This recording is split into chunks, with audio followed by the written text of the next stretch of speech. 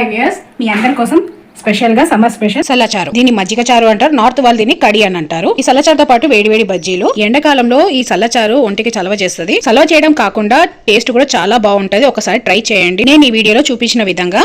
బజ్జీలు లేకుండా సల్లచారు చేయొద్దు అంటారండి. సల్ల సాపిస్తుందని పెద్దలైతే మాకు చెప్పిండ్రు. అందుకోసమనే కంపల్సరీ సల్లచారు చేసినప్పుడు దాంట్లో బజ్జీలు వేయండి తినము.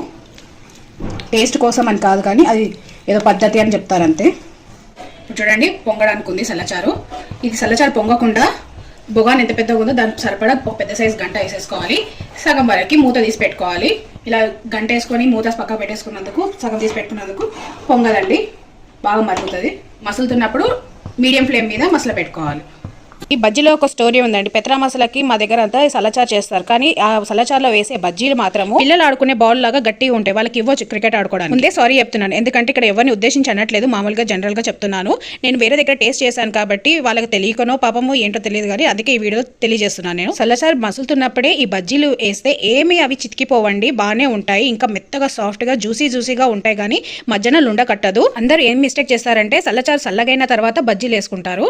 చిన్నగా వేయాలి, ఎందుకంటే సల్లచారు వేసినాక అవి ఉబ్బుతాయి. నువ్వు చేసే సల్లచారు టేస్టీగా ఉంటుంది, బజ్జీలు సాఫ్ట్గా ఉంటాయి, మేము చేస్తే రాళ్ళలాగా ఉంటాయి అంటే దానికి రీజన్ ఇదే.